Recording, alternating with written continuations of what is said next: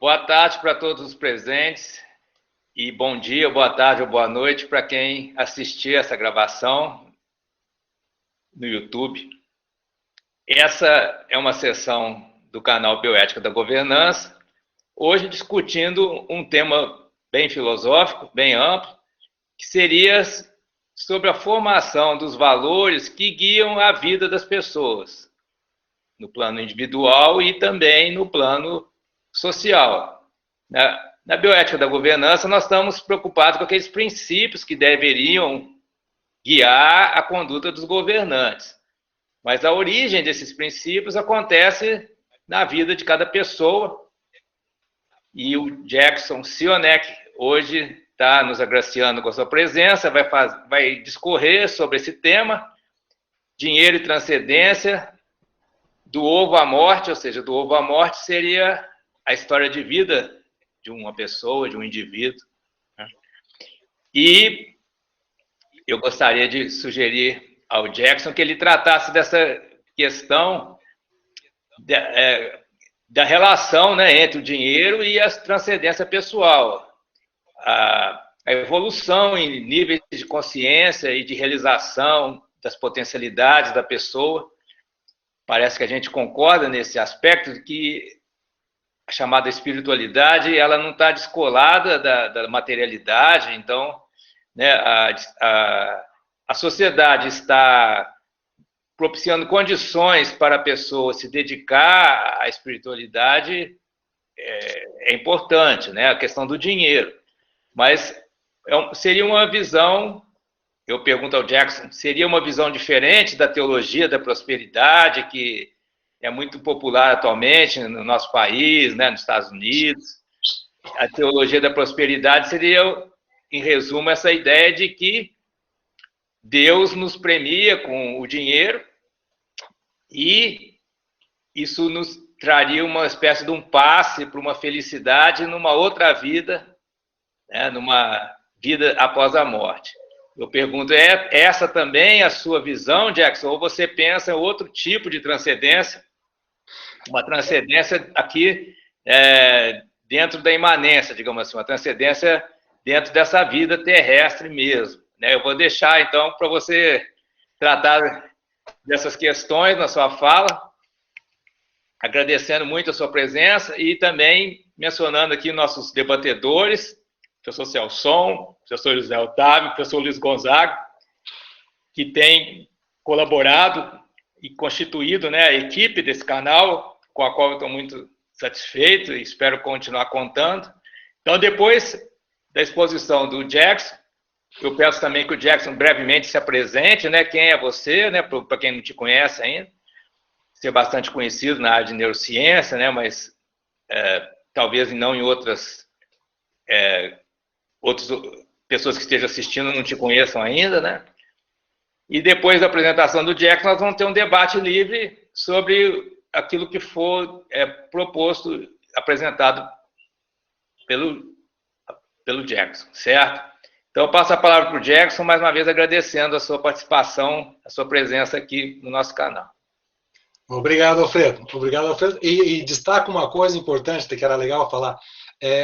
Entre as coisas que eu gosto, um dos filósofos que eu mais gosto e aprecio é o tal do Alfredo. Tá? Realmente eu acho esse cara fantástico e gosto demais das ideias dele. Quem é o Jackson? Só uma pequena apresentação. Engenheiro, se formou em engenharia elétrica. Quando fazia engenharia elétrica, tentou fazer estudos sobre psicologia, mais autodidata, fez alguns cursos de férias de teologia e andou com engenharia. Tá? Então, depois de um certo tempo, foi para a engenharia na Unicamp, para a biomédica, e aí caiu nessa engenharia neurociência, vendendo equipamentos de EEG, NIRS, e essas coisas para... Eu fiz a engenharia elétrica por seguinte motivo, tá? Quando eu tinha aproximadamente um pouquinho menos de 10 anos, eu me questionava, cara, quem sou eu e como eu seria se eu fosse uma mulher nascido lá na África, em algum outro lugar, tá? E aí eu ficava questionando quem sou eu, é uma pergunta bem estranha mesmo. E quando chegou perto da 8ª série, eu descobri que, olha, as coisas que acontecem dentro do cérebro precisa saber eletricidade. Pronto, engenharia elétrica é o que eu vou fazer. E fiz. Aí fiz engenharia elétrica, um pouquinho também comecei uma iniciação lá de especialização na Unicamp, e antes de terminar fui chamado para a Santa Casa, fiquei uns 5 anos na Santa Casa, e depois entrei para essa área mais de neurociência específica, tá? Vamos ao tema. Quando o Alfredo colocou para mim que dinheiro e transcendência, o que eu tinha que falar sobre isso, eu achei fantástico o tema, tá? Porque é um tema que você tem que buscar novas referências para olhar para o tema. Eu não posso simplesmente olhar dinheiro e transcendência de onde eu estou. Eu tenho que abrir e fazer uma referência diferente de onde para olhar esses dois temas, que é extremamente importante. Para mim, o que é dinheiro e o que é transcendência. Daí fica fácil para eu tentar falar para vocês. Para mim, dinheiro é uma espécie de liberdade líquida. Transcendência é por você poder trocar a consciência para otimizar afazeres. Tá? Daqui a pouco vocês vão entender um pouquinho melhor a minha ideia. Mas essa ideia que eu tenho de transcendência e consciência. Sim, do ovo à morte. Quer dizer, só na vida do indivíduo. Então, nós temos um espaço temporal que é a vida do indivíduo. E nessa referência que eu quero aumentar com vocês, eu preciso agora falar um pouquinho sobre... tem uma coisa que chama FFT, que é transformada de Fourier, e tem também um equipamento, que às vezes eu faço experimento dentro, que é fMRI. E no fMRI, quando você quer olhar alguma coisa no cérebro e você quer ver onde está ocorrendo, leva muito tempo, você perde o tempo. No EEG, que é outro tipo de equipamento, que você quer ver o que está ocorrendo, você vê rápido, mas você perde onde está ocorrendo, você perde o espaço. Então, ou você tem no tempo ou não tem no espaço. Ok. Por que eu falei isso? Porque nós precisamos fazer, antes de falar de dinheiro e transcendência, nós temos que fazer que tempo eu estou falando. E aí, vai responder muitas perguntas desse tempo. O tempo que eu vou falar é o tempo onde, e tempo e espaço. O tempo que eu vou falar é o tempo onde o homem apareceu por essas terras americanas. Esse é o tempo. Até o ano 3000. Nós vamos falar desse tempo. E vamos compactar esse tempo, para depois eu falar de dinheiro e transcendência. E eu busco o homem, apareceu aqui, possivelmente há 100 mil anos atrás, que a gente consegue ver na Serra da Capivara, alguma coisa, restício de homem. Tá? E também tem o crânio de Luísa, que foi 11 mil anos atrás. E depois nós temos Carauçup, que é uma cidade peruana de 5 mil anos atrás, uma cidade-estado, civilizada, moderna, se entende? Há 5 mil anos atrás. Depois tivemos o Olmeca, no sul do México, também uma civilização bem adiantada, com muita estrutura e muito... Foi os Olmecas que inventaram o zero. Então, é muito civilizada. E depois teve Incas, Aztecas, as coisas todas. Então, qual é o espaço que nós vamos pegar? 100 mil anos atrás até o ano 3000. Esse é o espaço. Ok. Ou esse é o tempo. E qual é o espaço que nós vamos pegar? Até na América. Nós estamos olhando só a América. Mas especificamente, para vocês terem um apimentado maior, vamos pegar também o espaço onde você está agora e um volume de 50 quilômetros de diâmetro de você. De você. Tá? Uma bola. Tá? Esse é o espaço. Daí nós vamos olhar dinheiro e transcendência. Entende? O tempo sumiu, quer dizer, é uma FFT, uma transformada de Fourier, eu compactei tudo isso, e você está nesse espaço. E toda informação que entra dentro do espaço e sai desse espaço faz parte da minha compreensão de dinheiro e transcendência. E isso é muito importante para começar a falar para vocês. Tá? E antes, a parte mais subjetiva ainda, para ter uma base. Nesse espaço nosso, que é as Américas, e nesse tempo, 1000 anos atrás da nossa era, 2000 anos, 5000 anos atrás, aqui tinha uma filosofia, uma espiritualidade. E aí eu vou contar uma historinha pequenininha para você. Então, o que aconteceu? Como foi a criação do homem? Olha, tinha os deuses, e os deuses, de repente, falaram assim, vamos criar o homem. E aí arrumaram lá um barro e fizeram um homem de barro. Fizeram um homem de barro e daí, começou a chover. Aí o homem caiu. É como se fosse uma chuva de fake news. O homem derrete, o homem de barro derrete. Aí os deuses falaram, deu ruim. O homem de barro deu ruim. Então vamos fazer o homem de madeira. E o homem de madeira fazia blá, blá, blá, blá, blá, batia um na outro, falava muito.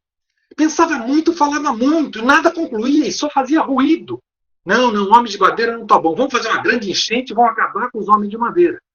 E, de fato, acabou com os homens de madeira, mas alguns subiram nas árvores, viraram macacos. Chegou a hora dos deuses se aproximarem e falar: vamos fazer um homem melhor, mais forte. Vamos fazer o homem de maíz. Maíz é milho, né, em espanhol. Então, vamos fazer o homem de maíz. E pegaram o maíz e fizeram o homem. O homem ficou bonito, ficou muito bom. Ficou muito bom. E olha que homem bonito, como é inteligente. Mas um dos deuses falou assim: mas é muito inteligente esse homem. Ele parece Deus, é mais inteligente do que Deus. Temos que fazer alguma coisa para atrapalhar o homem. Ele não pode ser feito assim. Aí um dos deuses falou assim: eu tenho uma ideia. Vamos criar uma mulher mais bonita do que ele. E aí se perdeu. O homem deixou de ser inteligente porque tinha uma mulher e começou a correr atrás de mulher. Então, notou? Essa estrutura que nós estamos falando há mais de 1000 anos atrás, há mais de 5.000 anos atrás. É a ideia filosófica. Essa é a subjetividade da nossa terra, do nosso espaço americano. Então, nessa subjetividade, eu preciso de vocês para eu falar de transcendência. Dentro dessa subjetividade também tem uma divindade dos povos originais. No meu entender, Pachamama, ela principalmente a ciência de Pachamama é o planeta inteiro e desse planeta com todos os seres vivos e as coisas do planeta. Então, eu sou um fruto da Pachamama, os meus filhos são um fruto da Pachamama, ou seja, um fruto do planeta. E a Pachamama, que é essa divindade original dos nossos povos, tá? Essa Pachamama, ela sente através de mim, ela percebe através de mim e através de todos os seres vivos. Então eu faço parte da Pachamama. E aí quando morre, Pachamama continua. Por isso que sempre eu falo do ovo à morte. Quer dizer, toda a espiritualidade, toda a essência da vida e toda a transcendência é agora. Do que você faz, do que você é. Não é depois da morte, segundo essa linha que eu penso, e nesse Pachamama, na visão que eu tenho. Ok. Volta ao dinheiro, tá? Volta ao dinheiro. O que é dinheiro para mim? Tá? Dinheiro para mim é liberdade líquida. Tá? É o direito de, por exemplo, eu estou aqui nessas terras americanas, 100 mil anos atrás até o ano 3000. Se eu estou num lugar aqui, se eu faço 50 quilômetros em volta de mim, eu estou aqui perto de São Paulo. Eu estou em São Paulo. Então, estou em São Paulo. Mas aqui, há 1000 anos atrás, há 10 mil anos atrás, aqui era mata, aqui era selva. E realmente, para mim, a selva é muito importante e para mim é um santuário. Tá? Ok. O que é dinheiro para mim?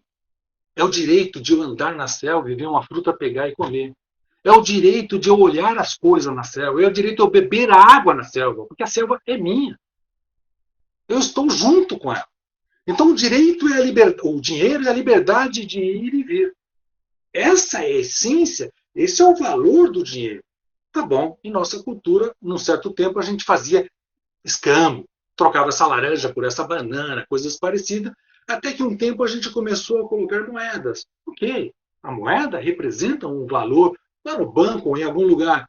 Depois de certo tempo, só um papelzinho, nem dólar, nem ouro tem de fundo. Depois de um certo tempo, os bancos que tinham 10 emprestavam 2, e hoje empresta 2, 3, 4 vezes 9, os 9. O que eu quero dizer? Hoje nós fabricamos dinheiro do zero. Você não tem o dinheiro impresso na Casa da Moeda, mas o dinheiro digital que circula é muito maior do que o dinheiro impresso. Porque é inventado. Porque é inventado e não pelo governo. O governo tem suas regras e permite.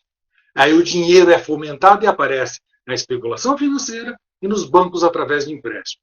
Então o que acontece? Houve uma distorção. O dinheiro, que era um valor para a troca de bens e serviços, virou coisa. Virou câncer que reproduz a si mesmo. Então, quando se fala de dinheiro, que você entende por dinheiro? Tá? E a minha proposta de dinheiro é muito forte. Minha proposta de dinheiro é que o dinheiro não vai nascer no banco.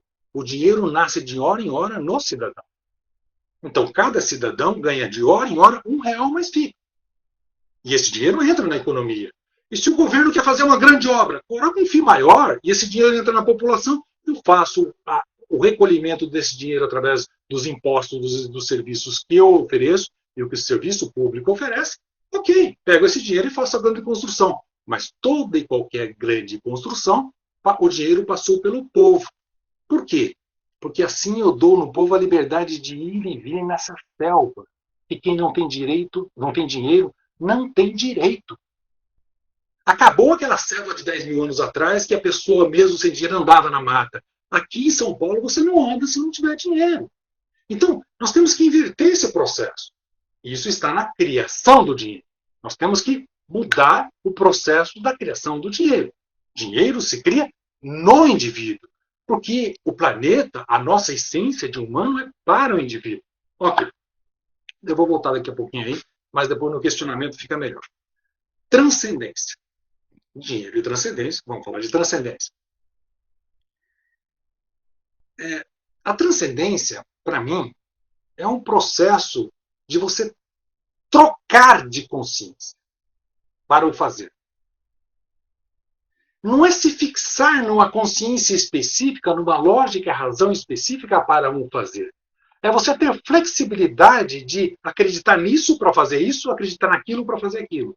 Então, através da transcendência, e dentro de um Estado laico, democrático e de direito, que eu gosto demais, você pode, inclusive, aceitar esse tino religioso budista, cristão, Seishonoye, para fazer melhor as atitudes que você tem de esporte ou não do teu fazer. Então a transcendência faz com que você seja 100% em teu fazer e aberto completamente para ser tudo que se pode ser, mesmo que você esteja varrendo a tua casa ou escovando o teu dente. Você transcendeu. Você não está amarrado numa maneira de ter que pensar. Você sim escolhe diferentes maneiras para o fazer ser agregado de valor, tanto do fazer quanto para você mesmo. E essa é a ideia que a gente mais aprecia na transcendência, você entende? O político, por exemplo. O político, ele pega uma linha racional para defender a ideia, se eu sou a favor do governo, para defender o governo. Se eu sou contra o governo, eu sou contra o governo. E eu troco até o racional, eu troco até os filósofos que eu gosto em função do que eu vou atacar ou o que eu vou defender. Mas se eu faço isso a nível individual, fantástico. A nível individual, na subjetividade e não na objetividade. E aí entra a pergunta que foi feita agora há pouco, que o Celso fez para mim, mas em neurociência, Jackson, e transcendência, o que é isso? A neurociência é objetiva. Ela tem que ir na objetividade, fazer análise e quantificar dados. A subjetividade, que é alguma coisa que pode ter a ver com teus devaneios, teus sonhos, os teus desejos, como que ela vai medir? É a mesma coisa pegar uma agulha e tentar medir alguma coisa de uma fumaça. Eu vou lá, vou pegar só um grano. Tá bom, a neurociência está tentando. E vai, através da objetividade, rastreando algumas, pelo menos, olha, está consciente e não está consciente. Então, pelo menos chegou aí. Mas tem um longo caminho para seguir para pegar essa consciência da transcendência. Da consciência de poder trocar, inclusive, a sua filosofia para agregar de valor a um fazer. Ok. Deixa eu só voltar um pouquinho, porque a transcendência precisa de um pouquinho mais de espiritualidade. E eu vou falar para vocês onde eu tive uma grande mudança de espiritualidade na minha vida, onde saquei isso. Tá? A criança nasce, o bebê nasce, vai crescendo. Quando ele chega perto de 3, 4 aninhos, tem uma poda neural violenta, tá? Então, realmente, o que teve retorno continua, o que não teve retorno diminui um pouquinho. Mas ali perto de 4 aninhos, 5 aninhos, o bebê, a criança, começa a ter uma ideia de um amiguinho invisível. De algo que não está, mas que pode ajudar nos problemas que ele sente ou que ela sente. Esse é o começo da espiritualidade. Esse é o começo de eu criar fora de mim uma força subjetiva que me ajuda. Porque ao crer, o que acontece quando eu creio? Vai ter serotonina, vai ter neurotransmissores, vai ter uma segregação hormonal no meu corpo diferenciada, porque eu creio. Mesmo que se eu creio é uma mentira, não comprovável objetivamente, mas ao meu ato de crer me ajuda muito a o meu cérebro responder diferente. E eu usufruo esse espaço enorme. Então, esse é o importante da transcendência, tá? Quando você pega essa criança, e a criança criou o amiguinho dela invisível, quando você pega você, mesmo adulto agora, e você pega você, tem a tua criança interna, tem a tua inocência, tem você querer buscar as coisas, tem você querer explorar o mundo, mas às vezes depende da tua linha filosófica, religiosa ou ideológica, você trava, fecha e tem que fazer só uma coisa. E aí a transcendência você não consegue. Por quê? A razão e a lógica são ferramentas fundamentais para nós replicarmos as coisas. Para nós, ou se não, se você tem uma grande ideia, para você conferir a coisa que você chegou. Mas é difícil com a razão e a lógica você chegar num novo. Entende? Então, a razão e lógica você usa mais para você ratificar algo, você ratifica algo com a razão e lógica, mas criar um novo com ela é complicado. Você vai criar um novo com essa flexibilidade de consciência. Quando você chega em algo agradável, você tem, será que foi racional? E aí você tenta fazer um caminho inverso através da tua linha filosófica, etc. Ok. A criança, quando ele chega até 5 anos de idade, até 7 anos de idade principalmente, ela precisa ser carregada de uma essência de competências. Se eu deixar a criança andando sozinha ou não dar as competências, o cérebro dela não vai ter a estrutura necessária para quando 5 aninhos, 6 aninhos, ela ter a abstração necessária. Então, o que nós temos que colocar desde o bebê até o 7 aninhos? Todas as competências. E aí a minha ideia, sempre focando nesse sistema que nós temos hoje, que é o sistema laico-democrático de direito, que é um sistema que eu acho legal, tá? Nós temos que abrir essa criança desde pequeno para o quê? Tentar colocar a competência delas de consciência, e isso é importante. Nós temos consciências que são consciência mais ativa, passiva e reativa. Por que é importante eu discriminar essa? Porque hoje em dia, se você não desenvolve muito a consciência reativa, você espera as coisas acontecer para reagir. Se você é muito passivo, você fica muito quieto.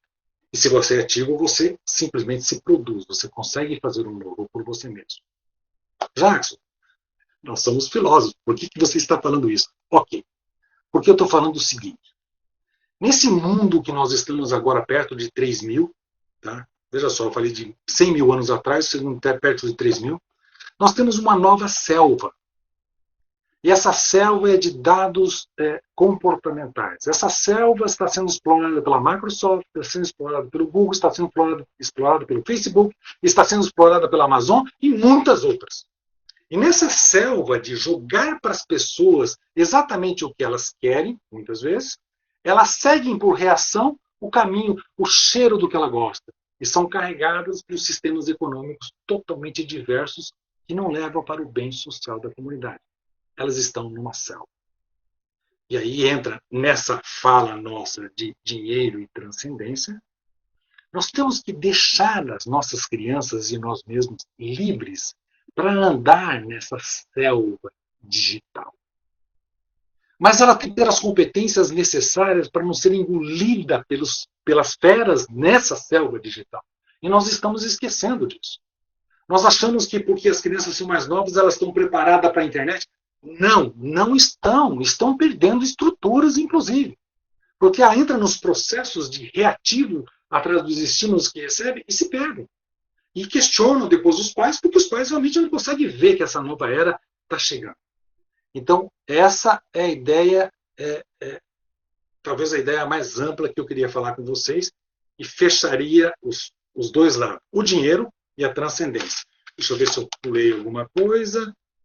Não. É mais ou menos essa ideia, e com as perguntas de vocês a gente vai ter. Deixa eu agora só sumarizar o dinheiro e a transcendência. Dinheiro, o que é? Liberdade de ir e vir. Temos? Não. Transcendência, o que é para mim? Liberdade e habilidade de trocar de consciência para um fazer específico. Eu tenho um fazer que tem que ser feito, eu sou um atleta, eu vou fazer o exercício de solo, eu não consigo trocar de consciência, nem de crença, nem de ideologia, espana o corpo, me dá um monte de crise, eu não consigo fazer o exercício porque saturou demais o corpo. Não que o cérebro seja separado do corpo, é tudo igual, mas você notou? Essa consciência, eu tenho que ter a flexibilidade de mudança. Olha a nossa sociedade, como fica a nossa sociedade? Você, como o Alfredo perguntou, e a teoria da libertação, do dinheiro, tal, das igrejas? Okay. Se eu olhar de 100 mil anos atrás até o ano 3000, nós vamos ver ali que perto de 1500 vem uma filosofia cristã meritocrata e entra, invade e domina e fala: isso não é América, é Brasil até aqui, aqui é outro país, aqui é outra coisa. E nessa teoria meritocrata cristã, vence os dogmas. Olha, você nasceu em pecado. Mas você vai ser salvo pela fé se comprar esse livro, se fizer essas coisas. Aí vem o outro com um pouquinho melhor. Olha, você está salvo pelas obras, mas olha, as obras santifica. Cadê as tuas obras? E aí começa a brincar com esse enredo que não é nosso. Não é Pachamama, não é nossa cultura da nossa terra. É uma cultura que veio já mais judaico-cristã. É uma cultura europeia que vem e dominou. E, infelizmente, chegou na linha de poder na presidência, no caso do Brasil. E aí a própria presidência fala: vamos fazer desse Estado não um Estado laico, e sim um Estado cristão. E aí entra só a minha definição de Estado para você e governo, daí vocês vão entender a minha visão maior de tudo isso. Tá? O que é Estado para o Jackson? O que é Estado? É uma criação humana para ajudar as pessoas a se entender nessa comunidade, mas o Estado é todo cidadão, território e instituições. Então, o cidadão é parte do Estado. O Estado, se ele está faturando e ganhando, por que o cidadão não está ganhando? O Estado, para mim, é igual ao corpo humano. E o corpo humano tem suas células. Eu dou energia para a célula e ela me produz algo. Se ela não produz, ela vai sendo afastada e outras que produzem vão se aproximando. Mas eu dou energia para a célula. Eu dou dinheiro para a célula. Eu não posso deixar numa criança sem dinheiro, numa família pobre, achar que ela vai ter as mesmas condições e os mesmos privilégios, porque não tem. Porque isso é mentira. Porque essa invasão de cultura da meritocracia, olha, se você se esforçar e seguir as regras, você vai vencer, isso é mentira. Simplesmente mentira. Eu quero a liberdade de andar na selva, pegar uma fruta, comer uma fruta, beber uma água. E essa liberdade hoje está muito mais vinculada a você receber esse dinheiro para fazer isso. Um tipo de criptomoeda no cidadão. É essa a ideia que eu tenho. Tá? E a ideia de Estado, para mim, é parecida com a ideia de corpo. E a ideia de governo? A ideia de governo é um pouquinho diferente. O corpo não tem a sua consciência, mas você tem a consciência que é mais a parte executiva, a parte jurídica que você se julga e a parte legislativa que você faz os seus planos. E também, então, essa é a minha ideia de governo. Governo para a criança, eu divido ela também na parte executiva da vida dela, na parte que ela julga as coisas e na parte que ela faz planejamentos na vida dela. Então, essa é a ideia que eu queria deixar com vocês, e aí a gente começar a questionar, não sei o que eu pretendo dizer agora. Bem, eu acho que as pessoas terão muitas perguntas, sem dúvida. A pergunta que eu faço é que, historicamente, dentro dessa civilização judaico-cristã, né, que você menciona, a fabricação e a distribuição do dinheiro fica, né, no banco, um banco central ou um banco que está sob o controle dos poderes, do poder, né? Antes era do rei, agora é do o Banco Central, que é controlado, né, pelo Ministério indiretamente pelo Ministério da Economia, que está ligado ao Executivo, né? Existe, paralelamente, as criptomoedas, que são criadas livremente pelas pessoas, né, com a blockchain. E só que essas criptomoedas não são muito confiáveis, né? recentemente aí já houve caso de fraude com criptomoeda, né? E ela é cara, é custosa para movimentar, né? Você vai comprar um pão ali na esquina, você pagar com a criptomoeda, você vai pagar uma taxa né, de mineração muito mais cara do que o pão, certo? Sim. Então, por esse motivo, está se propondo uma moeda digital estatal que aí que é uma espécie de um paradoxo, que seria essa moeda que você pretende, que seria uma moeda depositada numa conta do cidadão, no Banco Central, que o cidadão poderia movimentar ela até através do celular, né? Mesmo em lugares que não tem agência bancária, etc. Isso facilitaria bastante a vida das pessoas, essa liberdade líquida que você menciona, né? Mas, ao mesmo tempo, é uma moeda do Estado. E como é que fica aí? Ótimo, ótima pergunta. Agora, veja só, Alfredo, a minha definição de Estado, o Estado é o cidadão e território e instituição. Quando você divide o Estado, esse Estado que é controlado com poder econômico específico, X, Y, Z, não é a definição de Estado que eu tenho. O Estado olha no cidadão e, através do cidadão, ele se vê e ele precisa se adequar através do cidadão. Ele não é uma regra imposta de cima para baixo, o cidadão que vê para o Estado, o cidadão que pensa para o Estado. Então, o Estado que nós temos é um Estado opressor. Não é isso que nós estamos falando. E a criptomoeda que eu falo, ela nasce no cidadão, na conta, diria, Pix do cidadão, e ele simplesmente é uma moeda de troca, é dele, com o número dele. Então não tem lavagem de dinheiro, você entende? E o Estado vai ver o Brasil e ver as coisas através do cidadão. Então a regra não é de cima para baixo, é de baixo para cima. É diferente. Mas, Jéssica, quem vai depositar, quando nasce um bebê, uma criança, quem vai depositar esse dinheiro na conta do bebê? O Estado, ou o Banco Central. O Banco Central. Então não existe uma contradição, né, entre você ter um Banco Central e você ter essa autonomia dos indivíduos, desde que o Banco Central faça isso, é claro, né? Sim, não, aí tem todo um apoio democrático, caramba, tem que fazer isso. Então, a criança, a mãe já recebe R$ 1 por hora, ponto C. A mãe está grávida. Olha, agora você vai receber 2, você e teu bebê. Cara, acabou a linha da pobreza. Acabou a linha da pobreza. Simplesmente acabou por decreto. Você entende? E agora não. Dinheiro rola para lá, lava dinheiro, vem para cá, aparece dinheiro, não sei de onde. Cara, e a população não pega esse dinheiro, toda a população. Fica num quinto mais rico. Então não tem sentido isso. Aí eu faço o dinheiro entrar na população. Da população, os mais ricos pegam da população. Venha depositar no meu banco, venha comprar da minha internet. Tudo bem. Mas o dinheiro nasce no cidadão. O banco não pode rodar esse dinheiro, ele tem que colocar na conta do cidadão. É ele que faz o primeiro movimento. Ele vai pagar o hospital, se ele for preso, ele vai pagar o presídio, ele vai pagar a escola, mas ele tem o dinheiro. Ele é livre, meu Deus, ele é livre. Certo, aí eu estou plenamente de acordo. Né? O dinheiro está na conta do cidadão e já, desde o nascimento, a sua cota, né, na riqueza da humanidade já é repartida, né?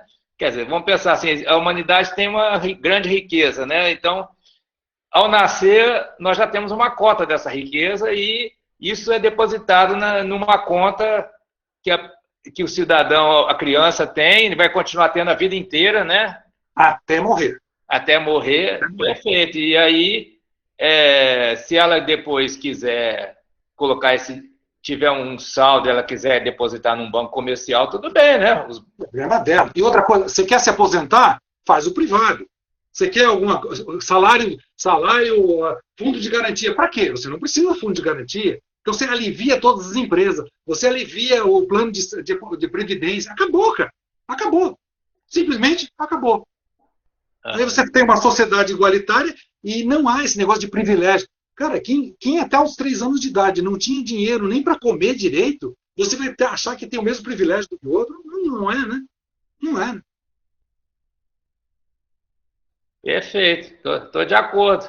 Aí a gente pode começar a discutir como operacionalizar isso, né? Mas curiosamente a gente vê vários sinais de que as coisas, alguns processos, né, históricos na nossa sociedade, mesmo na nossa sociedade, apontam nesse sentido, né? Você citou aí o Pix, né? O Pix é um passo nesse sentido, né? Porque já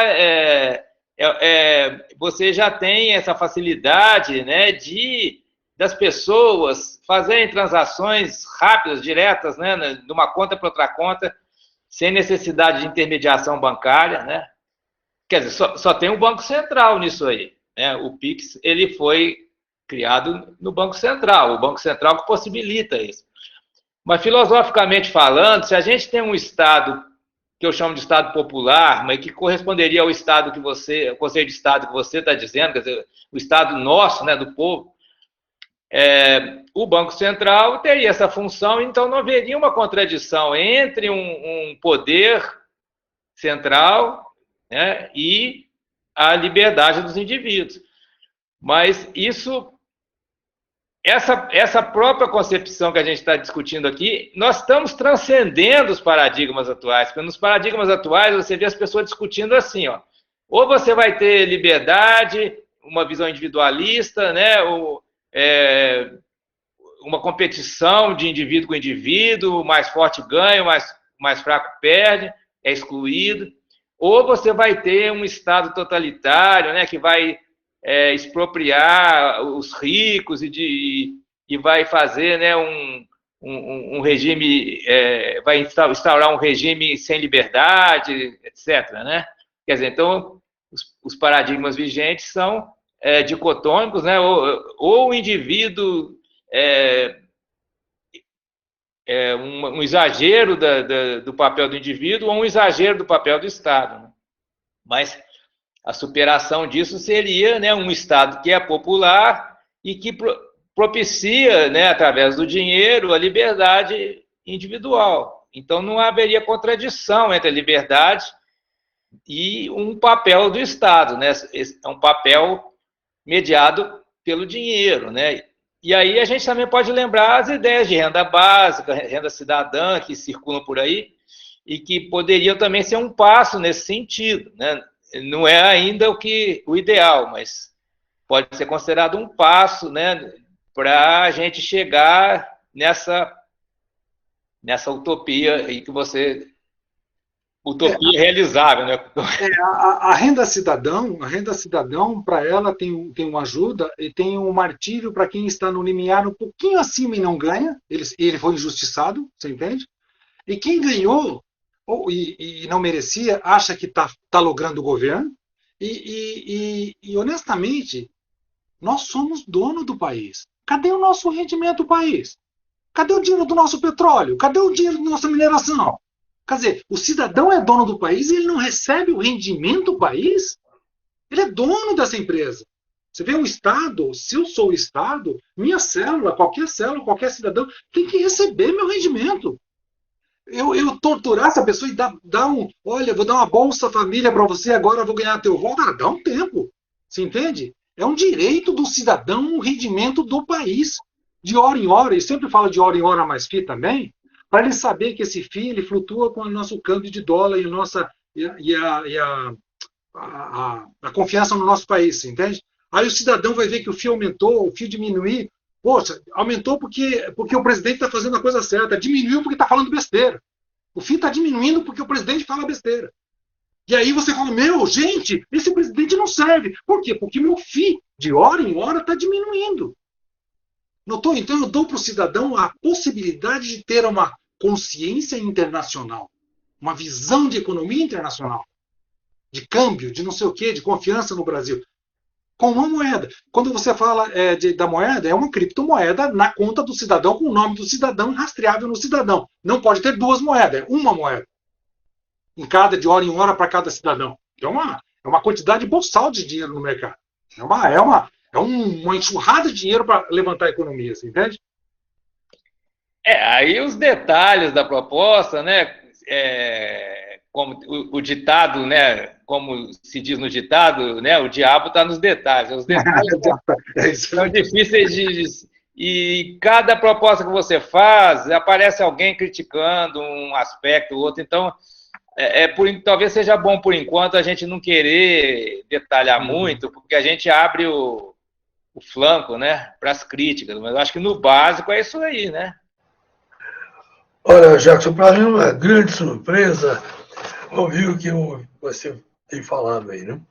Eu diria que como se você nos conduziu a um subespaço de transcendência. Para mim é uma novidade incrível e realmente eu estou sentindo isso, né?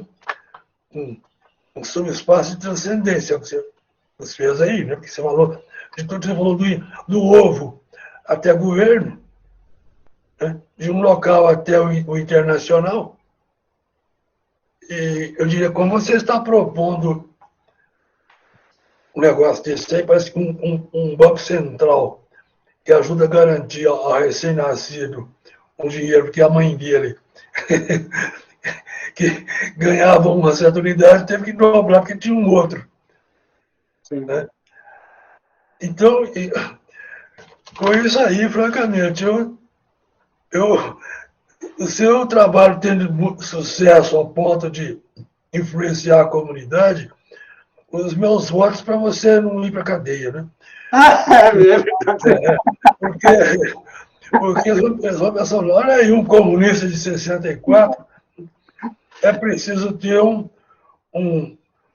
censor de 64 também, que punha o cara na cadeia, etc. Né?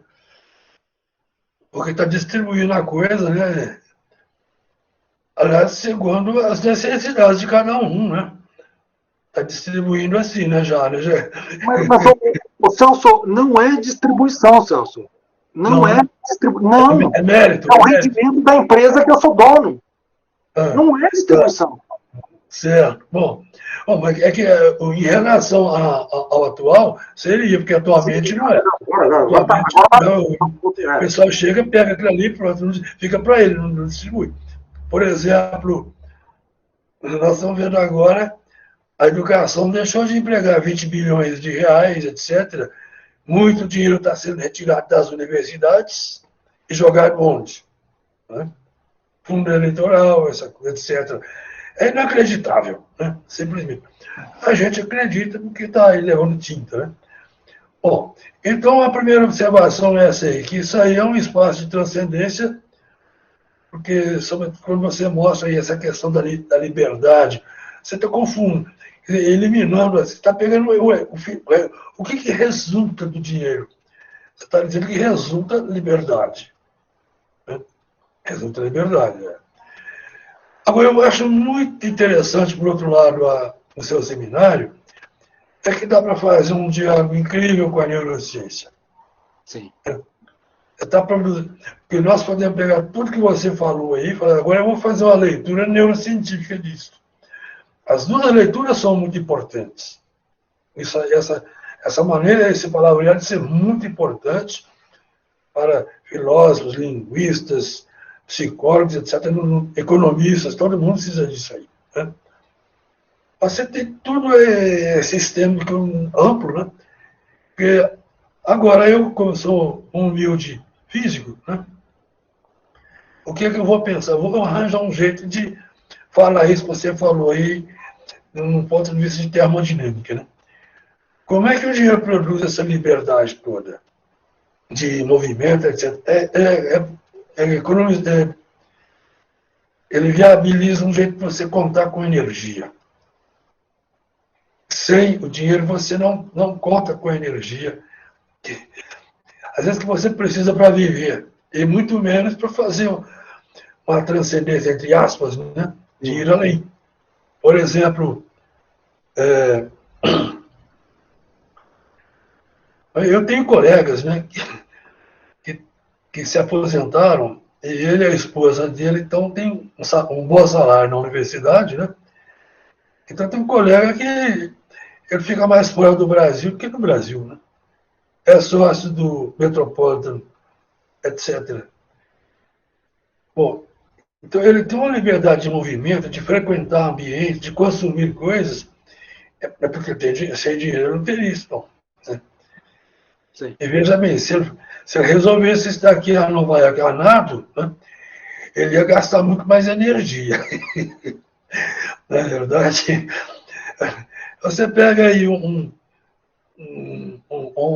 honorável pai de família, né, que sai de casa ali 5, 6 horas da tarde, chega não sei que hora no Rio, São Paulo, ele pega ônibus, metrô, que hora ele chega em casa?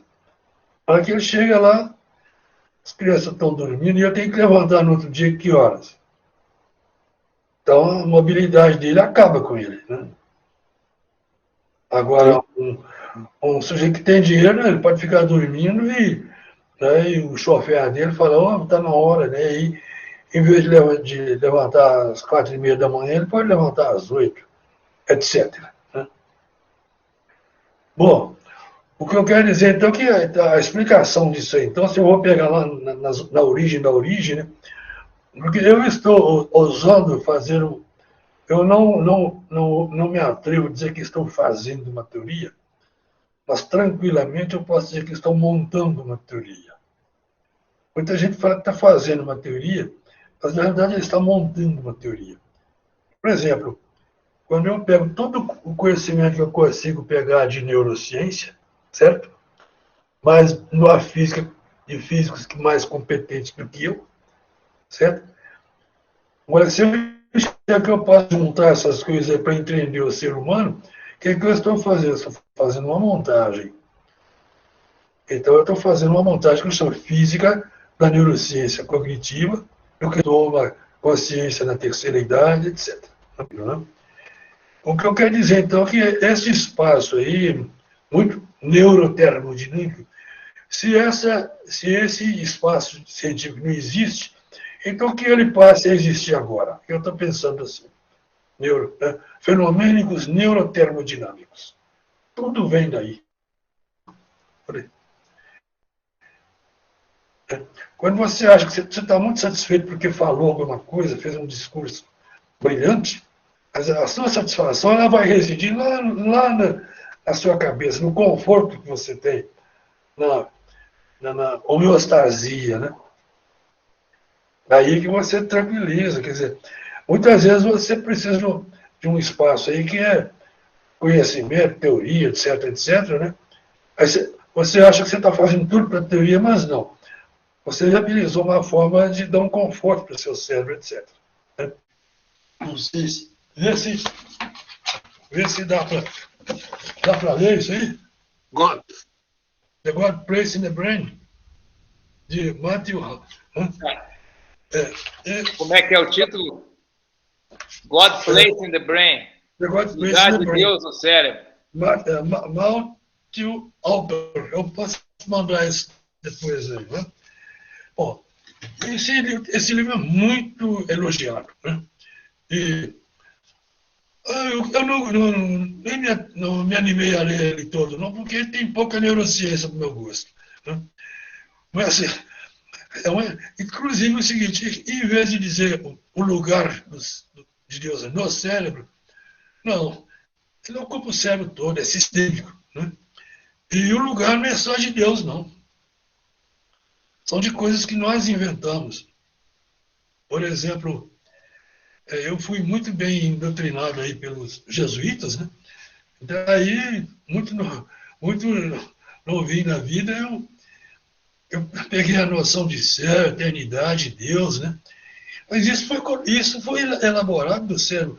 Independentemente de eu querer dizer se Deus existe ou não, a minha maneira de conceber é com o meu cérebro. Certo? Então, e veja bem, Deus é apenas uma parte, hein? Esse é um ponto importante. Esse é um ponto importante. Veja só. Quando você foi criado, você é criado na estrutura jesuíta, eu também fui criado na igreja adventista, diferente da estrutura do jesuíta, tá? Eu fiz teologia. Quando você foi criado, você criou uma ferramenta no cérebro, uma cognição, uma rede para um fazer. Ok. Essa rede é uma rede subjetiva, inclusive. Eu posso trocar de fazer e trocar o acreditar e acionar a mesma rede. Então, o cérebro fazendo a mesma coisa, o comportamento pode ser outro, inclusive. E aí entra essa grande virtude. O que você aprendeu, você flexibiliza para um monte de coisa. É um monte de coisa. Então, é o fazer que agrega valor e a objetividade é importante. Mas ter essas estruturas semi-prontas no teu cérebro. O duro, quando a criança não tem. Ela não entra. Não tem aquela estrutura para receber algo. Quando eu falo de Deus, você tem uma semântica, uma memória semântica, uma memória episódica. Você tem um Deus desse tamanho. O outro fala de Deus, é um Deus desse tamanho, porque ele não teve essa experiência anterior. Essa parte do cérebro não foi construída. Então, o Deus dele é pequeno. Ele está respondendo a mim. Bom, aí, minha mulher, então. O que acontece é o seguinte. O que acontece é o seguinte. Ô Jackson, a gente poderia dizer que a sua proposta se insere na chamada espiritualidade laica, ou seja, que o lugar de Deus é substituído pelo próprio indivíduo. Alfredo, primeiro, olha só, Alfredo, o mais importante para nós, toda vez que você fala de Deus, a minha formação faz Deus, Jesus, Bíblia. Tem algum Deus fora disso? Dá para falar outro nome? Vamos falar outro nome? Tem, ué. Tem um monte. Então tá bom. É uma força maior? É o Pachamama? É alguma coisa diferente? É a estrutura? É a força vital? Aí você tem capacidade de ter uma análise filosófica melhor do tema Deus. Agora, se você usou Deus, esse jargão já está fechado. Deus é Bíblia, é Jesus. Não é outro Deus, você entende? Não adianta. Está fechado. Principalmente no Brasil. Então nós temos que falar outro nome, não usar esse nome que esse jargão já está fechado. É um jargão esse. Por que você não falou de Pachamama, por exemplo? Vamos falar de Pachamama? O que é Pachamama, Jackson? Pachamama é a deusa criadora da terra, e ela mesma é a terra junto com você, porque você é um fruto dela. Você notou? Aí você fala, aí vamos falar, o que o cérebro vai pensar? Não, de Pachamama você pensa diferente. Agora, se fala do Deus cristão, é outra coisa, é outro racional. Mas me parece que a questão não é o nome de Deus, mas sim se a pessoa vai se guiar por uma entidade que está além, né, que está num outro plano, ou se as pessoas vão se guiar por valores que estão realizados aqui no nosso ambiente terrestre. Tudo bem. Quando eu falei para vocês no começo como se criou Deus, como se cria a espiritualidade. A espiritualidade é criada com a criança perto de 5, 6 aninhos, que ela cria o amiguinho dela invisível para resolver seus problemas. Então nós criamos a espiritualidade para resolver os problemas de opressão que nós estamos, do indivíduo. Quando a espiritualidade criada pelo indivíduo é agora colocado como uma instituição, regras, e tem que seguir isso ou aquilo, nós estamos colocando a maldade no ser humano, porque tem que seguir, senão eu te puno. Isso não é espiritualidade. Isso não é espiritualidade. Espiritualidade é meu amiguinho invisível. Meu amiguinho invisível. Não esse Deus, não essa Pachamama, não esse ser espiritual, nada. Meu amiguinho invisível é a minha espiritualidade. Ele que me resolve. E esse amiguinho invisível, ao longo do tempo, pode ser anjos, pode ser espíritos, pode ser o que for. Você entende? Mas é meu. Na minha subjetividade, ninguém pode dar doutrina, pode falar nomes. É meu. Você entende? Eu teria mais a dizer, mas como estão o João, o Zé Otávio e o Celson de novo inscritos, eu vou passar a palavra para eles. E também depois eu quero comentar um pouco sobre aquela questão que o Celson falou do comunismo, que eu acho também que não existe esse risco, porque isso não tem nada a ver com comunismo, mas deixa eu passar para o Zé Otávio. Depois o João... Excelente apresentação, uniu vários temas, né? E eu queria pegar esse gancho final aí que você falou. Isso é maldade. A educação das emoções no ser humano talvez seja um desafio tão grande como essa questão da distribuição do dinheiro. Então, e talvez tenha que vir junto, porque se a gente conseguir entender isso, como que a gente faz, usando a neurociência, usando tudo, para trabalhar com essa educação emocional, né, dessa parte mais ancestral e que vem de estruturas muito básicas do nosso cérebro, como a gente faria para ter isso? E porque eu acho que isso tem um link com essa questão do dinheiro também, né? E de como a gente vai e de sobrevivência. São esses 3 links aí que estão aí. Então eu queria escutar isso. Veja só, quando você fala dessa parte emocional, eu chamo isso de competência. Não tem jeito de separar a competência e a competência socioemocional, essa parte toda de emoção mesmo. Essa competência está dentro do indivíduo. O que eu, como Estado do povo, você entende? Como Estado, tenho que fazer? Toda a intervenção de uma vacina, de uma criança de 3 anos, 4 anos, 5 anos, 6 anos, 12 anos, 13 anos, não importa, dá 20 anos, 30 anos, o presidiário que chegou aqui, eu tenho que fazer uma medida de competência. Se essa pessoa não tem as competências naturais daquela idade, eu tenho que fazer uma intervenção para colocar essas pessoas nas competências socioemocionais necessárias para a idade. Porque se ela não tiver competência, ela não tem consciência boa, ela não tem fazer bom, ela não adianta, não adianta. Então, o que você falou não é um detalhe. Sem isso, não adianta dinheiro, não adianta nada, você entende? E a criança, ela nasce e ela realiza. Vocês normalmente, alguns falam assim, a criança nasce uma tábua rasa. Ah, tudo bem, cada um tem uma ideia. A criança nasce com a epigenética, com a estrutura, com a genética diferente, ela não tem a linguagem, mas ela já tem um saber de movimentos e sensações e emoções. E ela não sabe nem definir as emoções que tem. Se ela não tiver uma educação emocional e incompetência, ela já sai atrás, ela arrasta a corrente. Ela acabou, assim, mas eu estou falando com 3 aninhos, com 4 aninhos, entende? Ela já está atrás. Ela já não vai competir com a outra na escola, porque ela não tem essa competência. Então, nós temos que dividir o processo com as competências socioemocionais, e essa é a medida. Você entende? E aí entra a neurociência. O Celso fala de neurociência, mas a neurociência seria o neurocientífico comportamental, porque a neurociência ela fica muito, muito fechadinha só nos neurônios. Tem um comportamental junto, você entende? E faz uma coisa só. Mas a parte emocional, Otávio, não tem jeito. Não há como. Não tem por que falar, você entende? Porque sem isso espana tudo. Muito obrigado, um grande abraço aí. Estou lendo um livro agora, esse aqui, para ver se dá para... Universo consciente, autoconsciente. Universo autoconsciente. O Celso... Como é que chama? Universo autoconsciente. De quem? Esse camarada aqui... Qual o autor? Amit Goswami. Ele... Depois eu ponho aqui no chat. Ele é um físico, mas também, como o Celson derivou para uma série de outras atividades, outras áreas, e era também acho que indiano, muito espiritualizado. Então, nesse livro aqui, ele subverte praticamente tudo.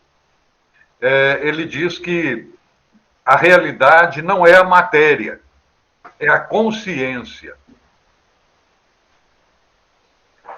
Bom, com essa apresentação toda de vocês aí, realmente está me expandindo bastante o meu horizonte aqui, e eu tenho certeza que eu vou aproveitar melhor esse livro. Com relação à questão de dinheiro, eu só não entendi, Jackson.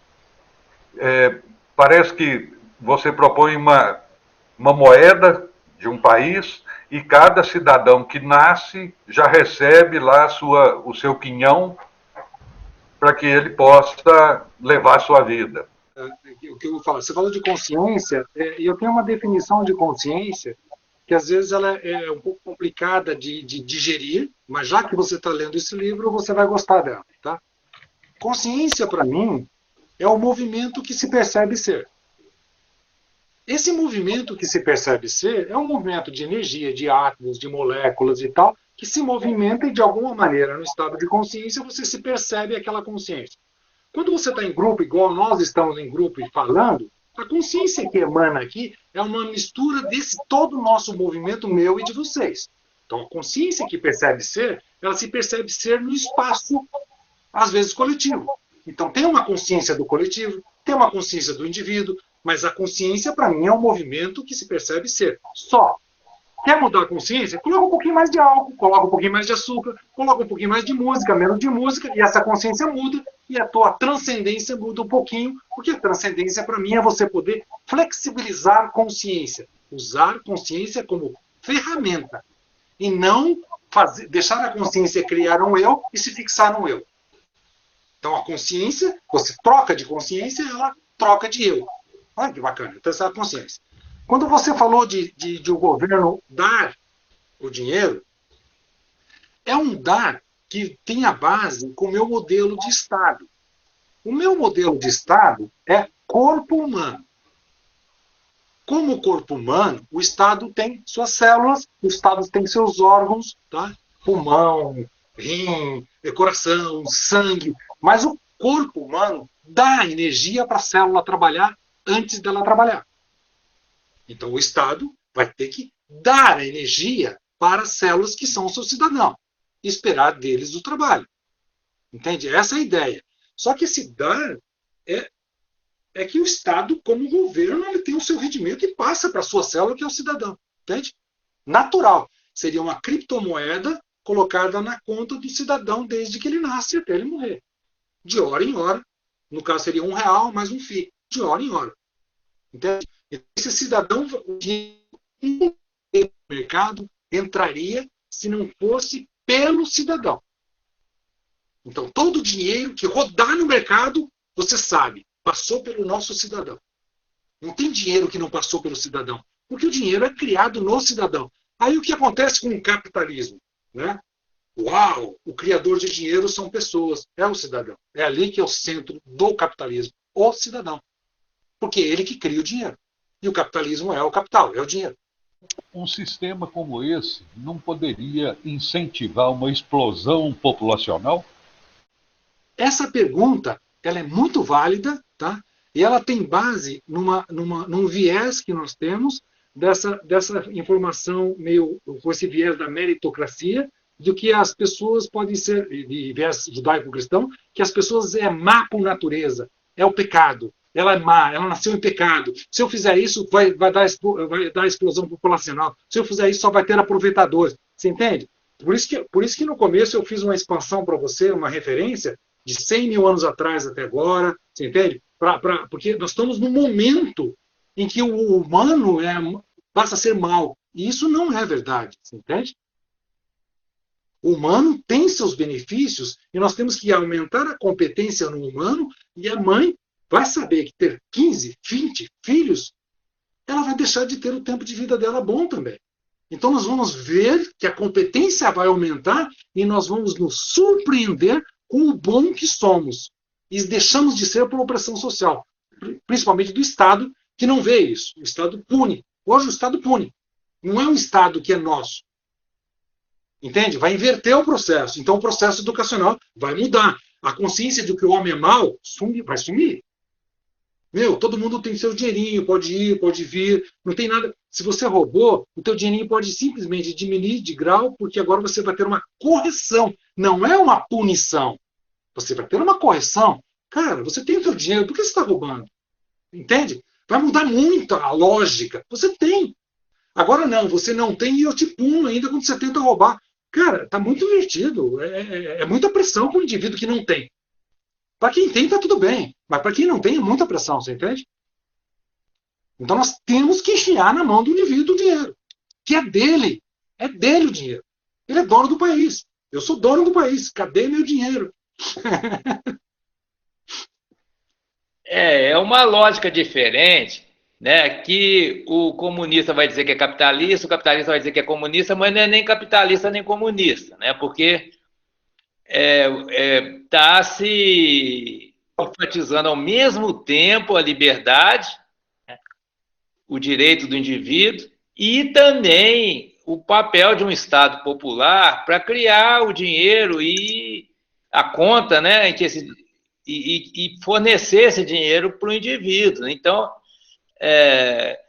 isso não faz muito sentido se a gente pensar em termos do marxismo, por exemplo, que para quem o dinheiro é o resultado da exploração do trabalhador, né? Então, quando fizeram a Revolução Russa, pensaram em acabar com o dinheiro, né? Então, o dinheiro é alguma coisa meio maldita, né? Dentro dessa visão aí mais tradicional, né? Da transição para o comunismo, seria o fim do dinheiro. No comunismo não teria dinheiro. Então, essa proposta, ela não é marxista, não é de proposta de uma transição para uma sociedade comunista, não é. E também, evidentemente, não é o capitalismo existente no momento, atualmente, porque esse capitalismo ele gera uma concentração cada vez maior da riqueza, da renda, né, e uma desigualdade social, né, e ao mesmo tempo, né, ele está gerando uma crise por falta de emprego, né, o avanço tecnológico subtraindo vagas de emprego, crise ambiental, etc, etc. Então, essa ênfase no indivíduo, na liberdade, ela não é a mesma ideia do laissez-faire, né, do capitalismo liberal ou neoliberal, é diferente, né? O Jackson definiu bem, né, o que ele entende por dinheiro em relação com a liberdade. É uma concepção de liberdade diferente dessa liberdade de usar a natureza como as pessoas querem, sem pensar em limites, né? Que está muito baseada numa ideia de que, a partir do momento que o investidor oferta um produto, vai ter uma demanda, né? Vai ter... quer dizer, a ideia de que o mercado seria manipulável, mas que não leva em conta os limites que a natureza tem. Né? Um dos limites principais que a gente está se defrontando é a questão da água. Né? Outro dia eu assisti uma palestra do Instituto Mises Brasil, em que a pessoa disse mais ou menos o seguinte, que se todo mundo puder utilizar a água da forma que quiser, sem leis de proteção dos mais vulneráveis, etc., né, que vai haver mais água disponível para todos. Essa ideia, assim, um capitalismo liberal vai levar uma maior disponibilidade de água para todos. Só que isso esquece que, em termos de ecologia, existe aquilo que é chamado fatores limitantes. A quantidade de água disponível não é infinita. Então, se houver uma maior exploração da água pelas empresas, né, isso não vai aumentar uma disponibilidade de água geral para a população, porque a água é um fator limitante, ela existe de modo escasso na natureza. Então, não é possível você pensar nesses termos aí, né, do capitalismo liberal. Então, esse tipo de proposta que o Jackson faz e que eu tenho grande concordância, eu colocaria como uma proposta que transcende os modelos que nós estamos mais acostumados, que seria o capitalismo liberal e o chamado socialismo real, né? Então, há uma certa dificuldade da gente acomodar essa nova ideia, porque a gente está acostumado a pensar de modos, né, por exemplo, né, de que as pessoas são más, um quer se aproveitar do outro. Quer dizer, então você já descarta a possibilidade de cooperação, né, construtiva, o que eu chamo de jogo de soma positiva, né, dentro da teoria dos jogos. Então, eu acredito que a gente precisa ter uma abertura e também precisa uma abertura mental aí para essas novas propostas que estão começando a surgir e também, né, levar em conta a crise que a gente está vivendo, os gargalos do processo da sociedade nesse momento, né, que poderiam ser, em boa parte, resolvidos ou dissolvidos a partir de uma proposta dessa. Por exemplo, nós temos uma quantidade enorme de desempregados, de sem teto, sem terra, pessoas que estão excluídas, né, do processo social, econômico. Uma proposta dessa possibilitaria incluir muito mais pessoas dentro do processo econômico, e isso seria um ganho para todos, inclusive para os empresários que produzem, colocam produtos à venda e que não tem comprador, né? Proprietários de imóveis que não tem comprador, não tem quem alugue. Quer dizer, se você tiver uma maior disponibilidade de dinheiro na população, para um contingente maior de pessoas, né, os próprios empresários, proprietários de bens vão ser beneficiados, porque eles vão ter melhores condições para obter renda das suas propriedades, né, dos seus imóveis, das suas empresas. Então, eu entendo como um jogo de soma positiva. Todos ganham com esse tipo de proposta. Não é você tirar dos ricos para dar para o pobre. Pelo contrário, é você, inclusive, criar melhores condições para os ricos, para que eles tenham a oportunidade de fazer bom uso dos seus recursos, né, e que tenham maior condições de vender, de comercializar, de dispor dos seus bens da forma que eles quiserem, né? De comercializar, né? Não é dispor em sentido literal, mas por exemplo, se eu tenho uma casa e quero vender, eu preciso ter um comprador com dinheiro, senão, né, a casa vai ficar parada, vazia, se deteriorando. Então, é preciso que haja pessoas com dinheiro para comprar. Ou se eu estou vendendo um carro, se eu estou vendendo laranja, ou o que quer que seja, né, pão, precisa ter comprador, né? Então, esse tipo de proposta de colocar maior dinheiro em circulação para o maior número de pessoas facilitaria a própria economia de mercado, sem dúvida, né? Haveria um ganho para todos, para a pessoa que recebe o dinheiro e para a pessoa que vai ter seu produto adquirido por essa pessoa que recebeu o dinheiro. Você concorda com isso, Jackson? Olha só, claro que tá na linha. A única questão que eu não falei é do modelo de Estado também que eu tenho, que é o modelo tipo corpo humano. E assim como o corpo humano, que você tem todo o seu cidadão, todos os seus órgãos, você tem coisas que são Estado, é teu, você entende? É o teu pulmão, é o teu sangue, é o teu intestino. Então, esse Estado, ele é dono de alguma coisa e de boa parte das empresas que veio com essa força estatal, que somos nós, o Estado. Então, onde ficariam as coisas que são mais privatizadas? Onde o Estado diminui o seu poder no privatizado? Dentro do corpo humano, tem mais células que não faz parte do teu corpo do que você mesmo. Isso é o privatizado. Então, o privatizado é tudo aquilo que nunca vai mudar a essência do Estado. O privatizado não consegue quebrar o Estado. Então, eu coloco o dinheiro no mercado, tudo bem. Mas se o privado estiver forte, ele recolhe todo esse dinheiro do mercado.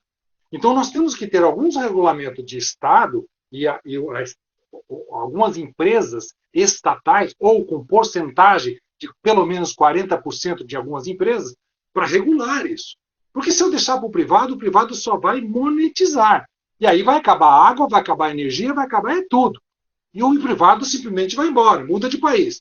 Então nós temos que ter uma estrutura de Estado-corpo preservada e as células que são a nossa flora intestinal, por exemplo, milhões de células, bilhões de células. Esse é o nosso privado, porque ele agrega valor.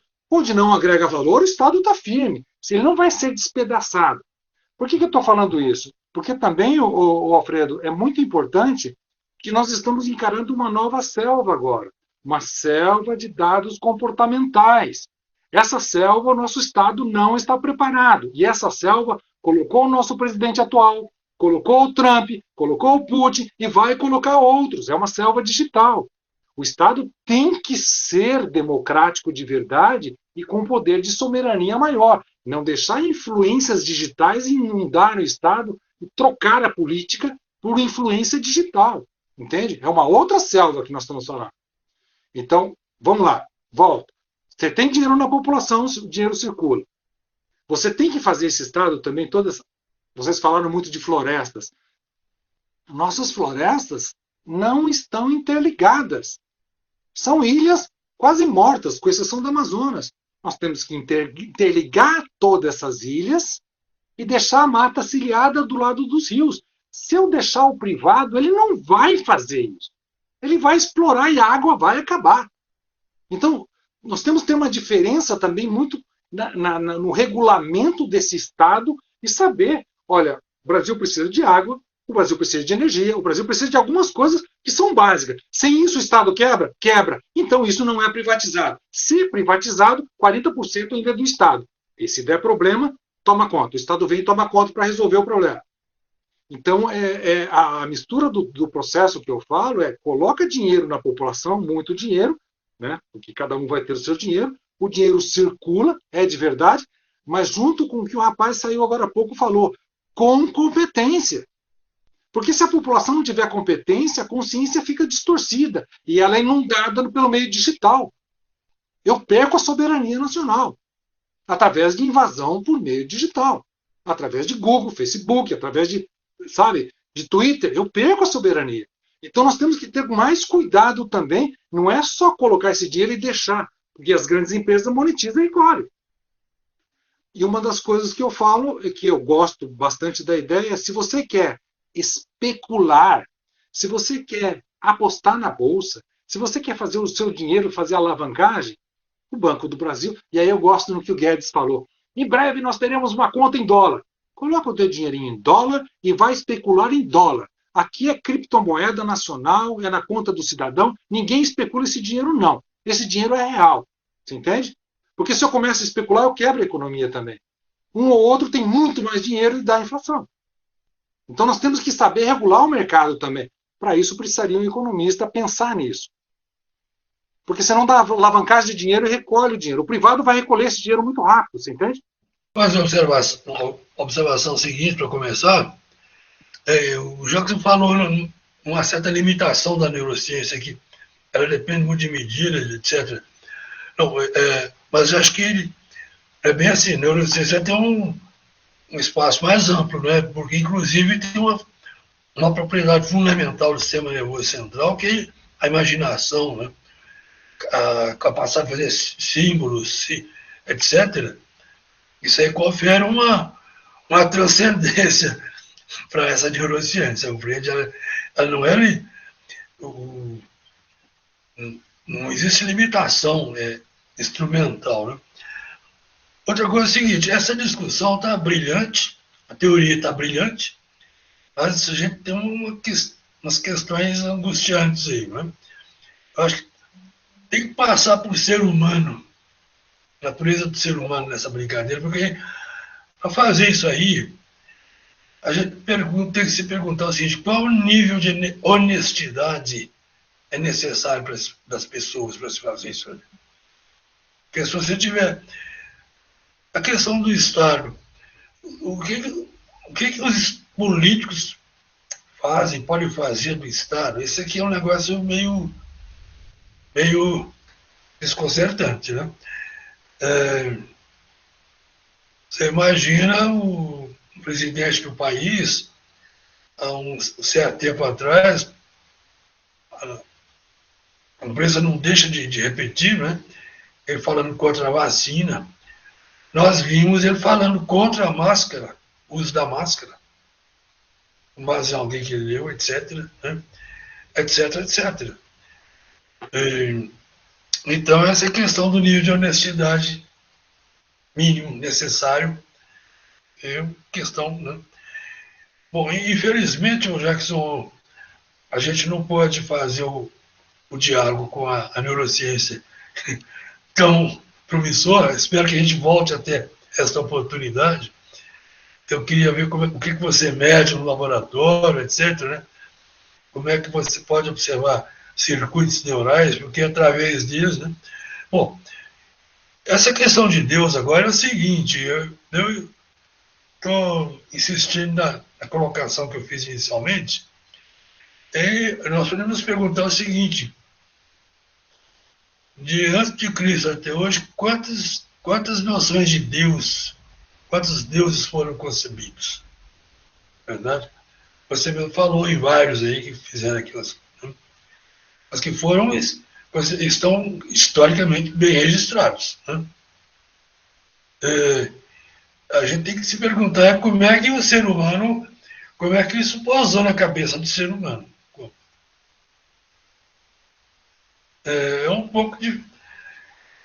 Você pega todos esses livros aí da mitologia, etc., né? E vê até hoje, é impossível tirar a influência do ser humano nessa concepção, não vejo como. Então, aí quando você pergunta como é que isso foi feito, etc., etc., é uma questão interessante que seria muito bom que a gente